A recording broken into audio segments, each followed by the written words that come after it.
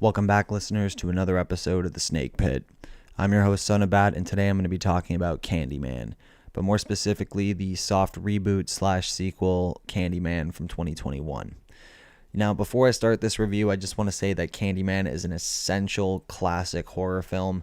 If you haven't seen that original movie, do yourself a favor, stop this review, rent it, buy it, do whatever you got to do, but check that movie out. Huge staple of 90s horror. The fact that Clive Barker contributed to the story just makes it that much better. And, you know, it's an essential when it comes to the slasher subgenre as well. More specifically, the supernatural slasher subgenre. But, you know, it's all part of the same fucking net. So, you know, growing up, people always put Candyman at the same level of status as someone like Freddy Krueger, Jason Voorhees, or Michael Myers. And even though there's only 3 movies in that original series, it more than holds its own and definitely deserves a spot up there. It is a super, super memorable story. Tony Todd absolutely killed it as fucking Candyman, Daniel Robitaille. And he's honestly the reason why parts 2 and 3 are watchable. Like, if he was recast in those other 2 movies, they would be huge pieces of shit. And I mean, they're not great, but because of his performance, they make the movies. The first movie is borderline untouchable. It is a classic. Hopefully I will review that at some point, maybe marathon the trilogy. Part 2 it's got some really good scenery. The fact that it's in New Orleans kind of adds to the story a little bit more, but it's more or less a light retread of the first movie. It's not very good. And part 3 is almost completely unmemorable. It's like I think about his daughter or some shit. And you know, it's in LA, it's during Day of the Dead, and all I really remember it was very much like a traditional slasher movie, like a Friday the 13th. It had some really good boobage and some good gore, but that's about it. It was not a good movie. Funny enough, the first actual introduction to Candyman I had was from the third movie, not by watching it, but I remember there was this toy line called Movie Maniacs back in the day, and they had a Candyman figure. And, you know, I heard the story about the movie, but I never actually seen like anything other than maybe the cover with the eye. So this action figure was like the first real look at Candyman that I got, and it showed like the exposed rib cage, the bloody fucking hook hand, like all that shit. But it always kind of was weird to me, you know, like, you know, getting older, that like they made a figure for the third movie and not the first or the second one. It just always struck me as a little weird. But, you know, I even knew a few people, like, you know, in some cases kind of like the Stepfather movies, where they didn't even know there was a third one. But you know, maybe that's the good thing about me seeing that action figure, because I always knew there was a trilogy. So when I seeked out the DVDs, I always made sure to look for part 3 as well, because most people I know don't have it or didn't even know it existed. This movie, though, this 2021 soft reboot sequel, whatever the fuck you want to call it, it's something completely different. I actually avoided this movie like the plague when it first came out. Multiple reasons. One of them was I was just really burned out and kind of just done with reboot sequel movies. Not to say that they were all horrible. I personally enjoyed The Grudge from 2020. I thought that was a pretty good reboot sequel, whatever you wanted to call it. But the movies like Halloween, the Scream movies, like I can't stand them. And you know, I just got real burnout from all these things coming out. Like, for every original movie that was coming out, you had like 10 fucking sequels. And I mean, they're still doing it to this day. Like The Strangers, there's going to be 3 movies coming out instead of 1. And even The Strangers isn't that old, and they're remaking it. It's just a fucking mess. Hollywood is just doing some stupid shit right now. On top of that, this came out during a whole, like, you know, wave of anti-police woke shit that was going on. And, you know, Candyman is a story that's rooted in, you know, racial prejudice and hate crimes and America's sordid history with slavery. But this movie, I had this gut feeling they were going to overdo it, and like, just, you know, I'll get more into it later, but like, yeah, like I just was not amped about this movie. I'm not amped about the remake factor of it. I'm not amped about the kind of people that were hyping it up. It just seemed like an unnecessary thing to be made, because, you know, the first movie is just so fucking perfect. But without further ado, let's just get into this review and rip the Band-Aid off. So, Candyman 2021, directed by Nia DaCosta, screenplay by Jordan Peele, Win Rosenfeld and Nia DaCosta, based on, of course, the original Candyman screenplay by Bernard Rose and the Forbidden short story by Clive Barker, produced by Ian Cooper, Win Rosenfeld, and Jordan Peele, starring Yahya Abdul-Mateen II, Tenora Paris, Nathan Stewart Jarrett, Coleman Domingo, and there's also, a special guest appearance from Virginia Madsen, Tony Todd, and Vanessa Williams from the first movie. Oh, sorry, 420, hitting the bowls and shit. Got a little bit of the dry lung right now. But yeah, cinematography by John Glucerin, music by Robert Aki, Aubrey Love, production companies Universal Pictures, MGM, Bronze Studios, and Monkey Paw Productions, distributed by Universal, and of course made on a budget of $25 million, and it made back $77.4 million. So like, this movie definitely made its money back, but would I call it like a blockbuster? I don't know. I feel like this movie just made enough money to keep the door open for a possible sequel, like they always do, and maybe enough to just keep the initial investors happy. But this, like, you can hold this in comparison to something like Saw, Paranormal Activity, or The Blair Witch Project. Like, those movies made their fucking money back and then some. By comparison, this made a bit back, but not as much as you'd expect, especially with something like Candyman as the branding. At least that's what I thought. But anyway, this movie's plot begins in 1977 in the Cabrini Green housing projects, made famous in the first Candyman movie, where a young boy basically is going to do laundry he goes from his house to the, taller building that has, I guess, assume the working laundry machine. And on the way there, he gets stopped by two cops who, just have this like absurdly cartoonish evil look to their faces, and they're like, "Hey kid, have you seen this guy?" And they like show a wanted poster. The kid just stares at them, don't interact with police, right? And he goes inside and he goes to do his laundry, and as he's down there, you notice this giant hole in the wall. Fucking weird, right? So the kid starts doing the laundry and he starts hearing noises. He turns around and these legs and arms start coming out of the hole in the wall, like some fucking weird daddy long legs in a yellow suit. And this fucking guy comes out and he's got like a prosthetic hook for a hand, and he's got this weird fucking grin on his face. Like, this dude looked creepy, like really fucking creepy. And you think something's gonna happen to the kid because he screams, and then it cuts to black.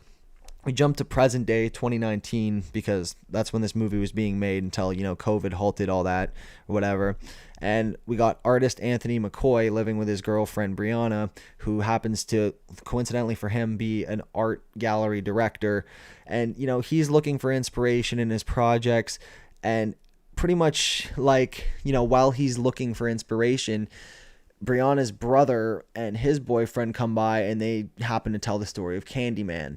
And they tell a very revised history version of this story, which at first kind of like, cheesed me a little bit because I thought they were going like the socio-political bullshit route, but it kind of made sense to me because the big staple about, the first Candyman movie is urban legends, right? Now, when Brianna's brother tells the story, he portrays it as, Helen Lyle is this obnoxious white woman who goes into the hood taking pictures and, disturbing, kicking shit up, who happens to kill this woman's Rottweiler, steal a baby, and plan to sacrifice it. But then it started to click to me. I'm like, as generations go on, urban legends, the story gets more distorted and, twisted.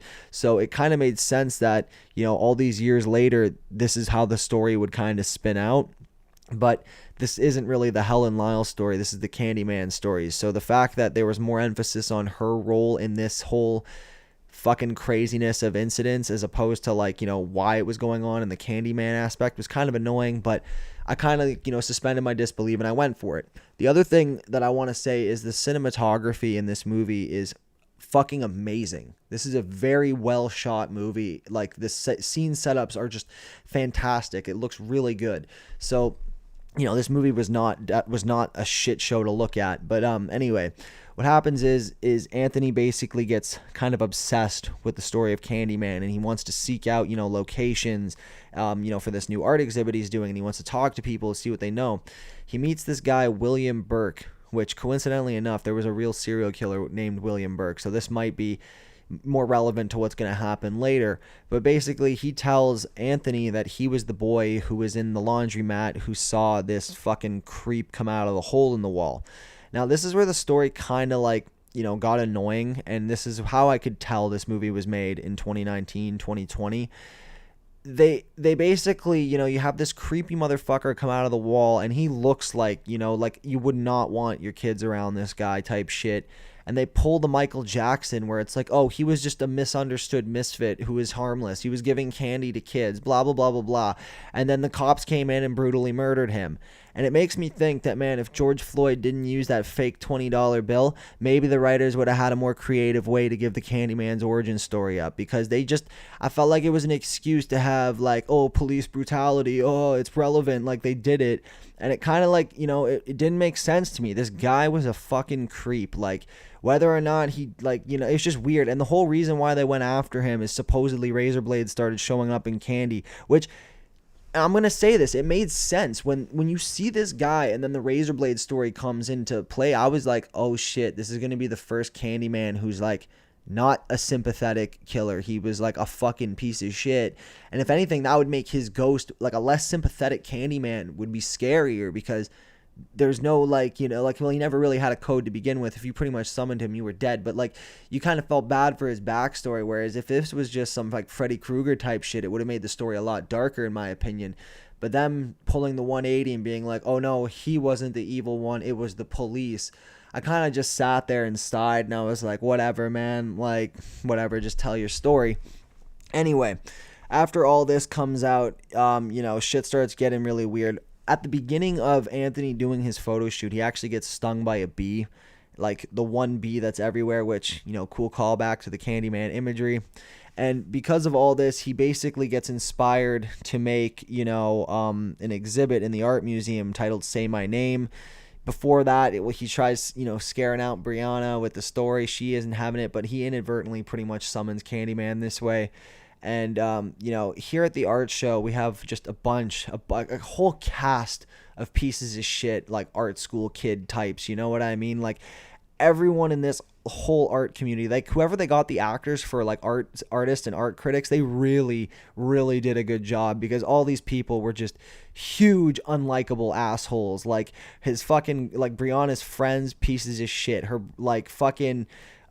like this weird bald dude who showed up, piece of shit. Like, all the fucking art critics, pieces of shit. Like, it made the Anthony guy more likable, he was an interesting character, and I really wish they kind of played more into his madness, because when they showed the trailer, like, they showed that was going to be a huge thing.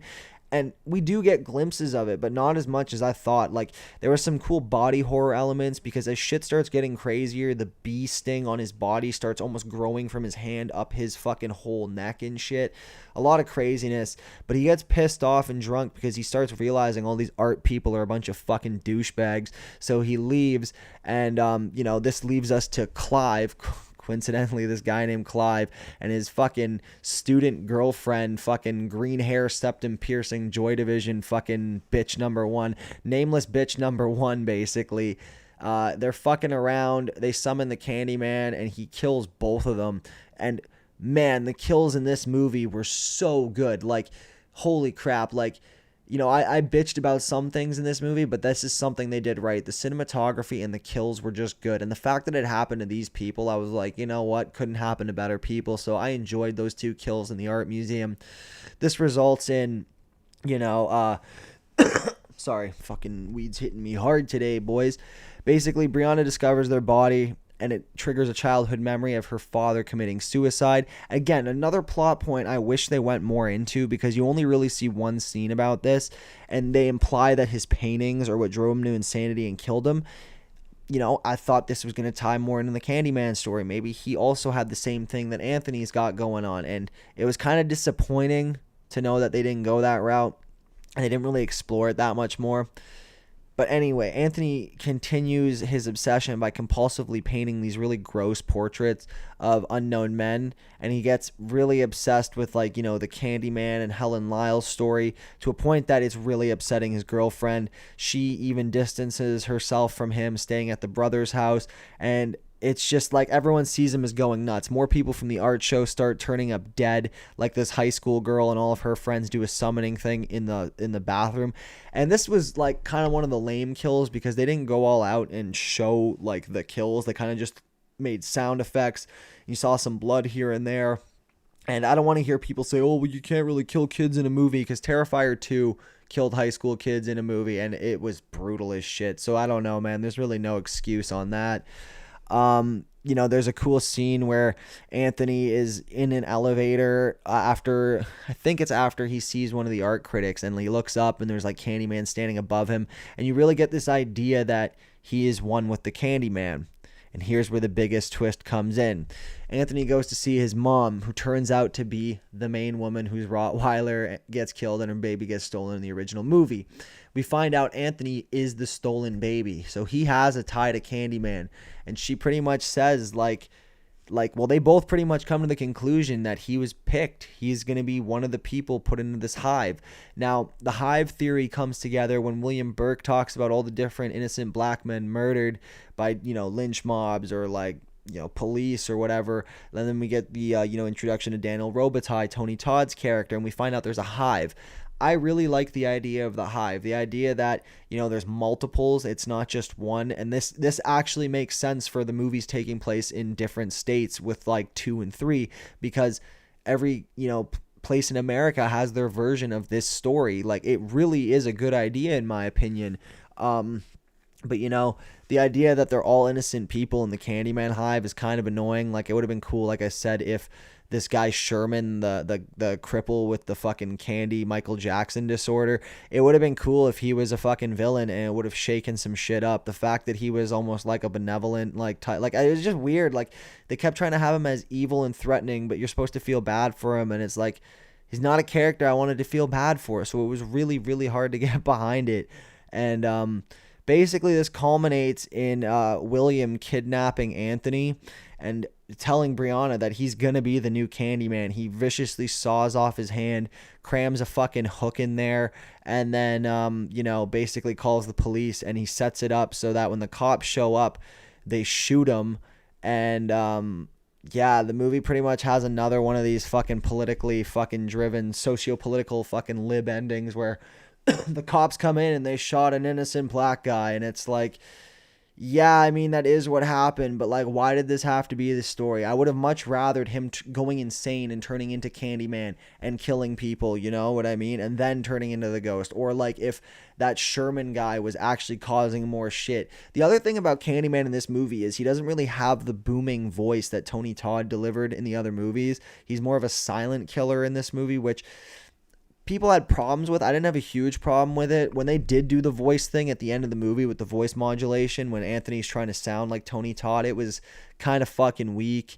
And the ending just left a bad taste in my mouth. It was just like, oh, we got him. We got all the cops. Fucking stupid white cops. We got him. And I was like, it was stupid. It felt forced. And it, like, honestly, at times, the dialogue and the choices they made in this movie, it felt like a college art student made this fucking movie or wrote it. At least in the original movies, like, there was overt reference and subtle reference, and it worked. It just went together. It didn't feel like overindulgent. It didn't feel like you were getting talked down to. It felt like, the people who wrote this movie were basically talking shit on the people that were going to go pay to see it. It was like, I didn't come here to get a fucking, oh, this is what happened in the fucking wake of George Floyd, da-da-da. Just tell a good Candyman story, man. You could have fucking, you could have just made it without all that shit, and I feel like it would have held up as a really good movie. There was, like I said, really good kills, really good cinematography. The guy who turned into Candyman was a good actor. The callbacks to the original movie were fucking prime. It's just there was stupid conversations about police brutality, gentrification of neighborhoods, and I'm like, dude, who the fuck wrote this? Like, this is dumb, bro. Like, this is how you, like, when you over politicize a movie that doesn't need it, it turns into a fucking shit show. So when I was watching it, I kept like getting taken out of it, and I was like, I could tell this was written in 2021. There's no subtlety to it. It's just angry, stupid people thinking they're smart. And I think that really hindered this movie because of it. Now, when it comes to the rating, I'm going to be as fair as I can be. for what I enjoyed, the pros that were in this movie, like, elements of the story and shit, the acting from some of the main characters, the gore, the connections, I'd have to give this movie about a 4.5 to maybe a 5 on a good day, because it was definitely watchable. It was certainly better than the first 3 Halloween movies that were coming out of the new trilogy. It was better than The Exorcist Believer, but still, a sequel I don't think we really needed, and it just could have been handled a lot better. I feel like a lot of people put their agendas into this movie, and the end result suffered because of it. And I don't want to say not to check this out, because if you're a fan of the first movie, there's a lot of cool callbacks and references that are definitely worth to sit through. But if you ain't finding this movie for $5, it's definitely not worth more than 5. I'm gonna tell you that right now. Yeah, like, it was kind of a letdown. Again, another big letdown for me was the guy Sherman. The way they just kind of depicted him as a harmless idiot was kind of misleading, because the guy looked really creepy. He was very imposing. I thought he would have made a great villain. We do see him kill a few people a couple times, but it's just I don't know. Like I said, if his story was more sinister, I feel like it would have made the movie genuinely more uncomfortable. The fact that they played it the way they did, it didn't really feel uncomfortable. The end scene of the movie just felt smug and forced, and I really hope this was the last one in the series, because this is a franchise where they could have just stopped after the first movie and I would have been perfectly fine with it. Like, the first movie is amazing. It's perfect in almost every way, to the point that you didn't need to make part 2, and this remake certainly didn't need to happen. But like I said, 4.5 or a 5. If you can find it for a low price, check it out, stream it, do whatever you got to do. But like I said at the beginning of the video, check out that original movie. Hell, even check out part 2 or 3. Hopefully a review for those will come out down the pike one day. But this was my rant about Candyman 2021. Thank you guys for listening. I hope you had a good 420. Roll up a blizz and blaze it. We'll be back for the next one. Have a good one. Peace.